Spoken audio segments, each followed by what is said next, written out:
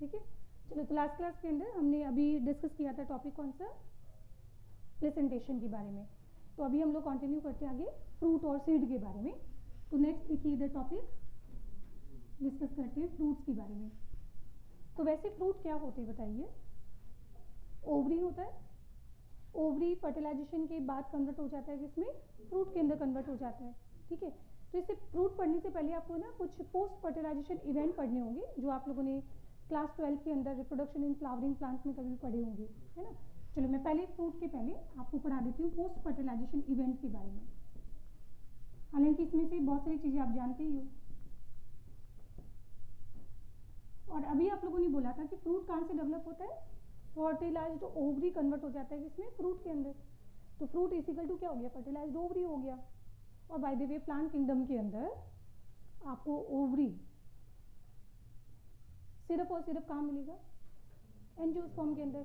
थैलो, ब्रायो, टेरिडो, gymno, इन चारों के अंदर आपको ओवरी देखने को नहीं मिलता है। दैट्स वाई फ्रूट जैसा अच्छी जो चीज़ है खाने के लिए, वो सिर्फ और सिर्फ आपको किसने गिफ्ट दिया है, ये सिर्फ आपको गिफ्ट एंजियोस्पर्म ने दिया है, राइट। तो पोस्ट फर्टिलाइजेशन इवेंट के अंदर जैसे आपके पास एग था, फिर ओव्यूल था, एंड ओव्यूल के ऊपर जो कवरिंग होती है उसको हम क्या बोलते हैं, इंटेग्यूमेंट्स बोलते हैं। ये थे इंटेग्यूमेंट्स। और इंटेग्यूमेंट्स के भी दो टाइप होते हैं, एक बाहर वाला और एक अंदर वाला।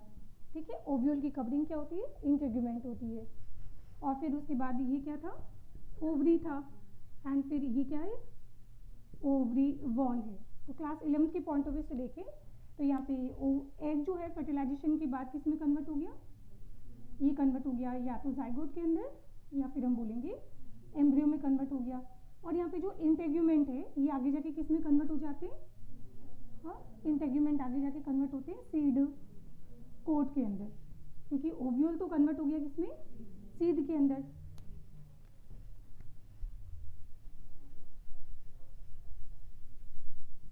ये बन जाएगा यहाँ पे जाइगोट या फिर बन जाएगा एम्ब्रियो। और यहाँ पे ओव्यूल कन्वर्ट हो जाएगा किसमें, सीड के अंदर, और ये क्या बन जाएगा, दिस इज सीड कोट। अब आपके पास इंटेग्यूमेंट कितने दिखाई दे रहे हैं, आपको दो दिखाई दे रहे हैं।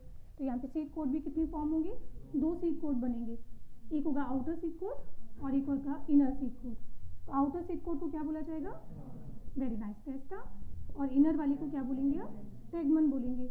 अब फर्क ये होता है कि आउटर वाला जो होता है वो कैसा होगा, नॉन लिविंग होता है, ठीक है, और इनर वाला जो होता है वो कैसा होगा, लिविंग होगा, और होना भी चाहिए। आपकी जो स्किन की सबसे आउटर मोस्ट जो लेयर होती है उसमें क्या होता है, केराटिन डिपॉजिट होता है। क्या डिपॉजिट होता है, केराटिन डिपॉजिट होता है। और केराटिन जो है वो कैसा प्रोटीनेशियस लेयर होता है, एंड से डेड लेयर होने की वजह से उसमें बैक्टीरिया, फंगस, वायरस का इन्फेक्शन नहीं हो पाता है। डेड लेयर होने की वजह से उसमें बैक्टीरिया, वायरस और फंगस का इन्फेक्शन हो नहीं पाता है। तो सेम लाइक यहाँ पे भी ये लेयर आपको कैसे दिखाई देगा, डेड लेयर दिखाई देगा। तो डेड होने की वजह से क्या फ़ायदा होगा कि इसमें बैक्टीरिया, फंगस और वायरस का सीड पे इन्फेक्शन नहीं होगा, राइट। दूसरा, टेगमन का लिविंग होना ज़रूरी है। क्यों, जब आप सीड को पानी पिलाते हो तो कोई तो सेल होनी चाहिए जो वाटर को अब्जॉर्ब करे। तो ये वाटर को अब्जॉर्ब कौन करेगा, यहाँ पे लिविंग सेल्स करेगी, तो सीड के जर्मिनेशन में हेल्प करेगा। ठीक है, चलो उसके बाद नेक्स्ट आता है इनर सीड कोट। तो ये तो हो गया। ओवरी किस में कन्वर्ट हो जाएगा, ओवरी कन्वर्ट हो जाएगा फ्रूट में, और ओवरी वॉल कन्वर्ट हो जाएगा फ्रूट वॉल के अंदर। तो फ्रूट जैसी अच्छी चीज़ जो खाने को जो मिली है वो हमें सिर्फ गिफ्ट की है एंजियोस्पर्म ने। और बेसिकली अगर कहा जाए तो फ्रूट इज इक्वल टू क्या है, फर्टिलाइज्ड ओव्यूल है ना, फर्टिलाइज्ड ओवरी है। और ओवरी वॉल कन्वर्ट हो जाएगा यहाँ पे फ्रूट वॉल के अंदर। एंड फ्रूट वॉल को हम लोग और क्या बोलते हैं, यहाँ पे इसको बोलते हैं पेरिकार्प। अब पेरिकार्प जो है वो 3 पार्ट में डिफ्रेंशिएट हो जाता है। 3 पार्ट कौन कौन से, हो भी सकते हैं और नहीं भी हो सकता है, एपिकार्प, मीजोकार्प, एंड एक होगा एंडोकार्प। तो जैसे आपने आम कभी खाया है तो आम का जो छिलका होता है वो क्या होगा, एपिकार्प होगा। और आम का जो फ्लैशी पार्ट होता है जिसको हम खाते हैं वो क्या होता है, मीजोकार्प होता है। और आम को खाने के बाद जो सॉलिड बॉल जैसा स्ट्रक्चर होता है, वो सॉलिड बॉल जैसा स्ट्रक्चर क्या है, एंडोकार्प होते हैं। और एंडोकार्प को जब आप छीलते हो, हटाते हो, तो अंदर आपको एक सिंगल सीड देखने को मिलता है। कहाँ पे? मैंगो के अंदर। Same like coconut, coconut green, अगर कोकोनट देखा होगा तो उसके बाहर जो ग्रीन कवरिंग होती है तो वो तो क्या हो जाएगा? एपिकार्प, है ना। और नारियल जब पूरा सूख जाता है, सूखने के बाद उसमें बहुत सारे थ्रेड होते हैं, फाइबर होते हैं, जिनको बोलते हैं कोकोनट कॉयर बोलते हैं, COIR, CAIR, COIR, है ना, कॉयर। तो कॉयर क्या होता है इसका? मेसोकार्प होता है। एंड पूरा नारियल छीलने के बाद एक सॉलिड बॉल जैसा स्ट्रक्चर मिलता है आपको, तो वो क्या हो जाएगा? उसका एंडोकार्प हो जाएगा। ठीक है, तो बताइए कोकोनट में खाया क्या जाता है?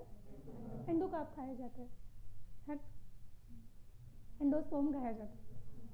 कोकोनट में क्या खाते हैं? एंडोस्पर्म खाते हैं।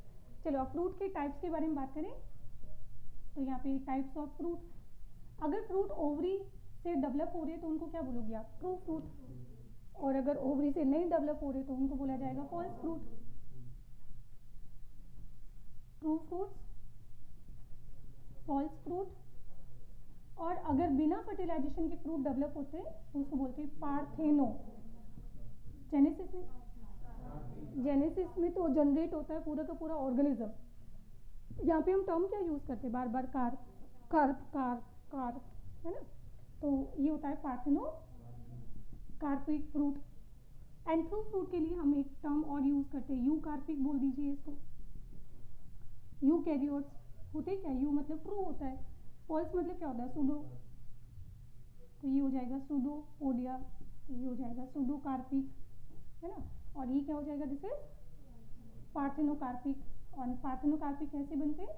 Without fertilization, without fertilisation.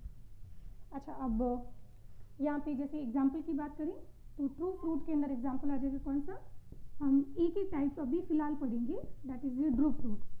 बाकी इसके अलावा हम कैरियोप्सिस पढ़ेंगे, है ना। बाकी आगे जाके पढ़ेंगे कैप्सूल, बेरी, सारे फ्रूट्स के टाइप मैं आपको फैमिलीज पढ़ाने के बाद एंड में पढ़ाऊंगी। क्यों? सस्पेंस, ठीक है, बाद में क्लियर करूंगी। तो ड्रू फ्रूट, अब ड्रू फ्रूट क्या होते हैं? ड्रू फ्रूट का मतलब होता है कि जिसके अंदर एंडोकार्प, नॉट एंडोस्पर्म, एंडोकार्प अगर आपको कैसे दिखाई दे? स्टोनी, एंड अगर आपको हार्ड दिखाई दे तो इस तरह के फ्रूट को हम क्या बोलते हैं? तो अभी फिलहाल मैं आपको फ्रूट का एक ही टाइप पढ़ा रही हूँ, कौन सा? Drew fruit. वैसे आपने सनफ्लावर में पढ़ा था, उधर पेपर्स बनाया था मैंने कल, वो कैरियोप्सिस था, ओ सॉरी दूसरा टाइप होता है। चलो अभी छोड़ो उसको। तो ये क्या हो जाएगा? एंडोकार्प हो जाएगा, जो कैसा होता है? स्टोनी, एंड कैसा हो? अगर हार्ड हो तो इस तरह के फ्रूट को हम क्या बोलते हैं? और अभी अभी मैंने एग्जाम्पल किसका लिया था? मैंगो के अंदर एंडोकार्प सॉलिड होता है, कोकोनट में भी एंडोकार्प क्या होता है? सॉलिड होता है। तो ड्रू फ्रूट एक टाइप हो गया और इसके एग्जाम्पल हो जाएंगे कौन सी? Mango and coconut. अब इनका डायग्राम आप घर जाके एनसीईआरटी से देख लेना, ठीक है। इधर आ जाइए, सूडोकार्पिक फ्रूट। तो सूडोकार्पिक फ्रूट का मतलब क्या होता है? They develop from other than ovary, develop from या अदर देन ओवरी। ओवरी को छोड़ दो तो बाकी जगह से डेवलप होते हैं। और ये कहाँ से? यहाँ पे लिख लेना। फ्रूट का मतलब ही क्या होता है? जो ओवरी से डेवलप होता है। तो इसमें एग्जांपल हम लिखते हैं लाइक एप्पल, जो थैलेमस से डेवलप होता है, स्ट्रॉबेरी, कैश्यू, नहीं कैश्यू मैं सीड की बात नहीं कर रही हूँ, एक ऐसा फ्रूट पता है जिसके सीड फ्रूट से बाहर होते हैं, कैश्यू। कोई बात नहीं, आप गूगल करना, इमेज पे जाना और फिर आपको वहाँ पे इस तरह से एक डायग्राम दिखाई देगा। आई नो ये आपको वो एप्पल जैसा दिखाई दे रहा है थोड़ा, इट्स ओके, ठीक है। और इसके अंदर जो सीड होते हैं वो ऐसे अटैच्ड होते हैं, काजू। तो मैं सीड की बात नहीं कर रही हूँ, मैं कैश्यू फ्रूट की बात कर रही हूँ, ये रेड वाले पार्ट की बात हो रही है, ठीक है। तो एक ऐसा फ्रूट जिसके सीड फ्रूट से बाहर होते हैं, वो कौन सा है? कैश्यू फ्रूट, है ना। और इसके अलावा आपने स्ट्रॉबेरी सुना होगा, और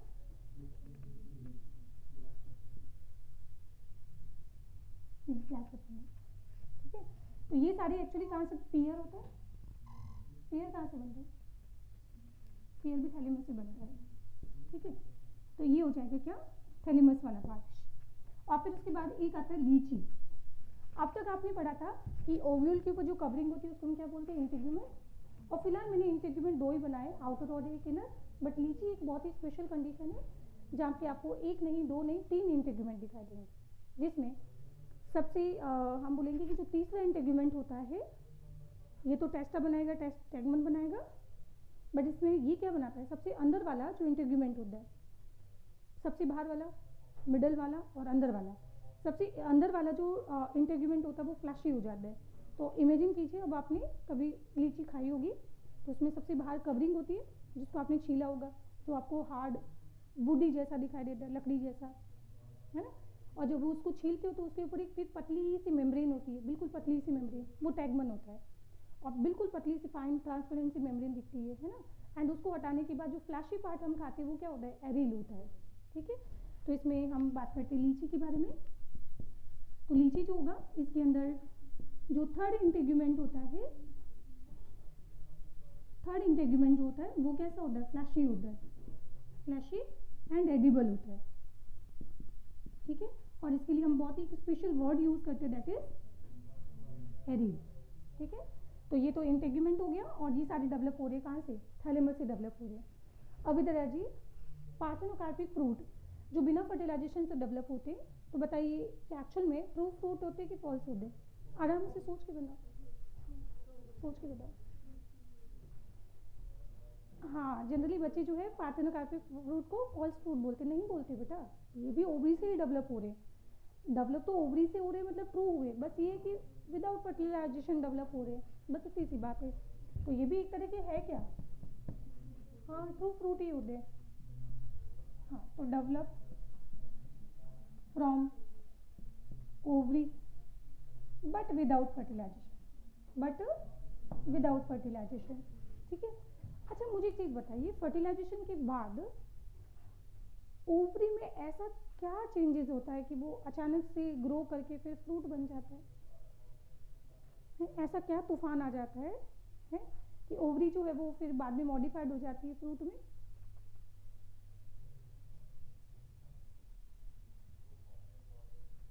बेटा ओवरी से फ्रूट बनाने के लिए चाहिए होता है ऑक्सिन हार्मोन। कौन सा हार्मोन? क्योंकि चाहे एनिमल हो चाहे प्लांट हो, मेन सारा गेम ही हार्मोन्स का है बेटा, सारा केमिकल हो चाहे हार्मोन्स का है, ठीक है। तो हार्मोन्स का गेमिंग होता है। तो इसमें ओवरी से फ्रूट बनाने के लिए क्या चाहिए होता है, मेनली ऑक्सिन हार्मोन चाहिए होता है, राइट। बट बनाना और ग्रेप्स के अंदर ओवरी में पहले से ऑक्सिन इतना ज़्यादा होता है कि फर्टिलाइजेशन का वेट ही नहीं करेगा और सीधा ही कन्वर्ट हो जाएगा किसमें, फ्रूट में। अब ओवरी तो चलो फ्रूट में कन्वर्ट हो गया, पर बेटा ओव्यूल तो सीड में कन्वर्ट नहीं हो पाया, वो तो फर्टिलाइज नहीं हुआ, है ना। तो इस तरह के जो फ्रूट होते हैं उनमें आपको सीड देखने को नहीं मिलते। तो बनाना और ग्रेप्स में कभी आपने सीड देखे नहीं ना, तो ये ध्यान रखना। तो इसको हम बोलते हैं नेचुरल पार्थेनोकार्पी, जो आपको नेचर में देखने को मिलती है। तो इसमें हम बोलेंगे कि ऑक्सिन की जो कॉन्सेंट्रेशन होती है वो ऑलरेडी क्या होती है, ऑलरेडी वेरी हाई होती है, तो इसलिए फर्टिलाइजेशन का वेट ही नहीं करता है ना। तो इसमें हम बात करते हैं दो तरह की पार्थेनोकार्पी पढ़ते हैं, एक होता है नेचुरल पार्थेनोकार्पी जो आपको देखने को मिलती है ग्रेप्स और बनाना के अंदर, ठीक है। अब आपको ये तो कॉन्सेप्ट समझ आ गया कि मैडम ऑक्सिन जो है वही तो रेस्पॉन्सिबल है जो ओवरी को फ्रूट में कन्वर्ट कर रहा है। क्या हो अगर मैं कोई फ्लावर है और फ्लावर को पूरा डेवलप हो चुका है और उसमें ओवरी पे सीधा मैं बाहर एक्सटर्नली ऑक्सिन का स्प्रे कर दूँ तो फ्रूट में कन्वर्ट हो जाएगा, बस उसमें सीड नहीं होंगे, जो आपने खाए भी है। पपाया कभी देखा है जिसमें कभी काले काले सीड नहीं मिलते, वाइटिश मिलते हैं, वो सीड होते ही नहीं, वो ओव्यूल होते हैं एग्जैक्टली, उनको मौका ही नहीं मिला सीड कन्वर्ट होने में, है ना। तो इसमें इसको बोलते हैं आर्टिफिशियल पार्थेनोकार्पी। और इसको हम कैसे कर सकते हैं, by introducing bye spraying auxin hormone, ठीक है। जैसे इसमें एग्जांपल आपने पपाया पढ़ा होगा या कभी ऑरेंज भी खाई होगी, है जिसमें सीड नहीं होते हैं, है। तो अगर मान लो कि मार्केट में इन फ्रूट्स की डिमांड बहुत ज़्यादा है, अब कब तो फर्टिलाइजेशन होगा, कब फ्रूट बनेगा, फार्मर क्यों वेट करेगा? इससे बेटर है पहला कि ऑक्सिन लाओ, वो आपको पानी की तरह एक सॉल्यूशन मिलेगा, वो सॉल्यूशन के ऊपर सीधा आप जो है अपनी क्रॉप के ऊपर उसका स्प्रे कर दो, बस हो गया काम खत्म, पार्थेनोकार्पी हो जाएगा। बस इसमें क्या होगा, सीड डेवलप नहीं होगी। तो इस तरह के जो फ्रूट होते हैं वो कैसे होते हैं, ये वाले जो फ्रूट होंगे वो सीडलेस फ्रूट होंगे, ठीक है। कैश्यू में यहाँ पे पार्थेनोकार्पी काम की है क्या, बादाम में, गेहूं में, चावल में, मक्के में, क्यों? जहाँ पे बेटा, जहाँ एडिबल पार्ट ही सीड हो, जहाँ पे एडिबल पार्ट ही सीड हो, तो बेटा फिर वहाँ पे पार्थेनोजेनेसिस का क्या काम, क्योंकि यहाँ पे जो फ्रूट बनेंगे वो तो कैसे होंगे, फिर सीडलेस हो जाएंगे। मेरे को इंतजार है वाटरमेलन का, क्या हो अगर वाटरमेलन में पार्थेनोकार्पी अगर हो जाए तो, है वाटरमेलन खाना कितना आसान हो जाएगा, क्योंकि दिक्कत क्या होती है तरबूज खाने में, बीज आते हैं बार बार, बीच में हर्डल क्रिएट होता है ना। तो चलो वेट करो, क्या पता कब तक आ जाए, मेरी आवाज़ किसी को सुनाई दे जाए, ठीक है, और उसको ये आइडिया आ जाएगा तरबूज में पार्थेनोकार्पी कर दें। क्या अनार में पार्थेनोकार्पी काम की है?